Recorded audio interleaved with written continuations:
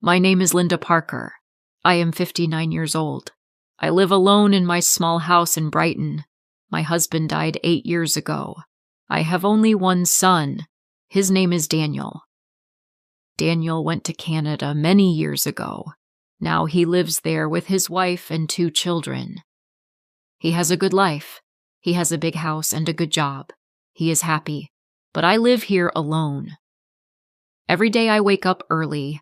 I clean the house. I cook food for myself. In the evening, I sit alone. Nobody comes to see me. Daniel does not call me much. Sometimes he sends me money. Sometimes he says, "Mother, I will come soon," but he never comes. Still, I wait for him. I love him very much. He is my son. I keep his old photos in my room. I look at them every day. One day someone knocked on my door. I opened it. It was Daniel. I was very surprised. I said, "Daniel, you really came?" He smiled. He looked happy. I hugged him. My eyes were full of tears. He came inside. I made tea for him. We sat and talked. I asked, "How is Sarah? How are the children?" He said, "They are all fine."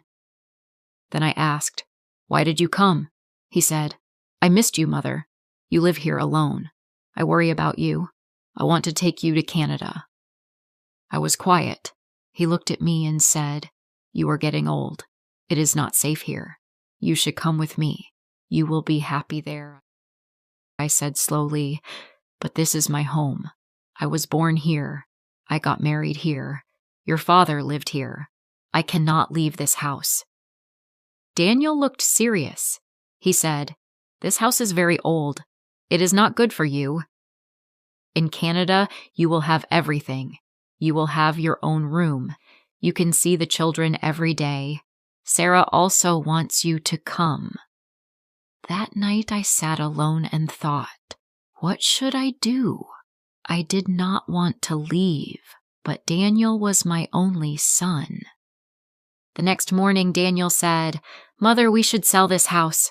You do not need it anymore. You will live with us. You can use the money for your new life." I looked at him. He smiled. I thought maybe he really loved me. So I said, "Yes." I sold my house. Daniel took all the money.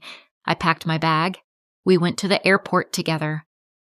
I was sad, but I was also happy. I thought, I will be with my son now.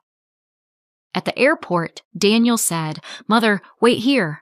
I will bring a wheelchair." "The way is too long. You cannot walk so far." "I will be back in 5 minutes," I said. "Okay."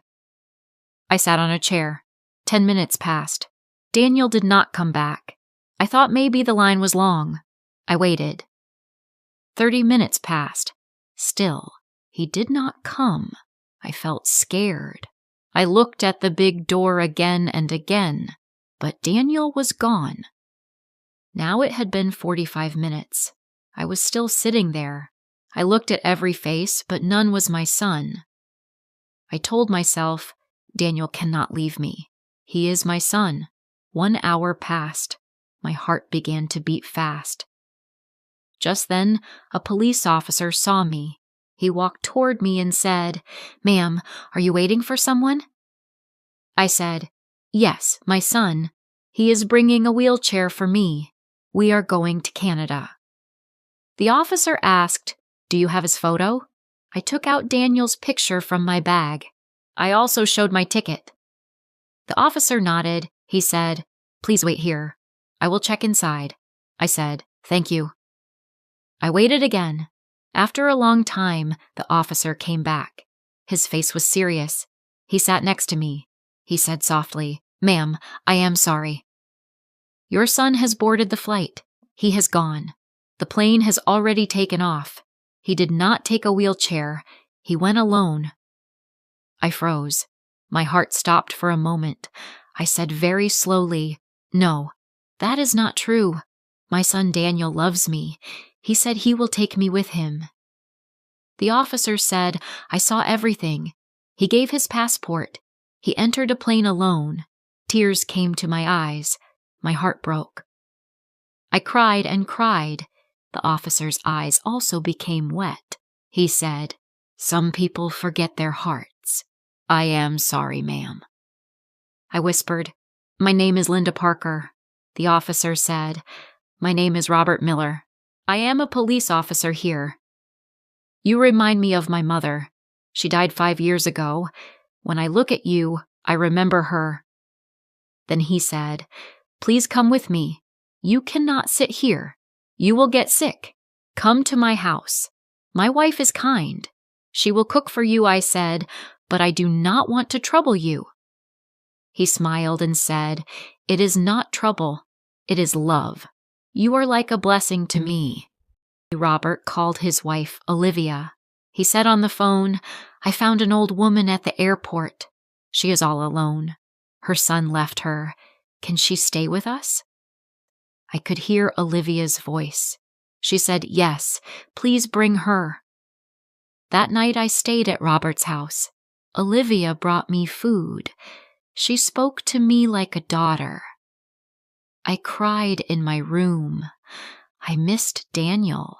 I missed my house. But these strangers gave me love. The next morning, Robert got a phone call. He went to another room. He spoke in a low voice. Later, he came to me. I asked, "Is everything okay?" He smiled and said, "Yes, everything is fine." But I saw pain in his eyes. What I did not know was this: the flight that Daniel took had crashed. There were no survivors. Daniel was gone. But Robert did not tell me. He knew that I still loved my son. Even after what he did, I still prayed for him. I still hoped that one day he would come back. The days passed slowly. I stayed with Robert and Olivia. Robert took care of everything. He helped me go to the doctor. He bought my medicine. He treated me like his mother. His wife gave me respect. Their home became my home. Their family became my family. I only prayed. I prayed for Daniel's soul. I prayed for the children he left behind. I prayed that no mother feels what I felt at the airport. One day Robert asked, "Do you ever think about going back to that house?" I looked at him and said, "I already lost that house, but I found a new home here." Daniel was gone, but I got the son I truly deserved. I feel grateful. What would you do if you were in Linda's place? Tell me in the comments below. If you liked this story, please like, comment, share, and subscribe.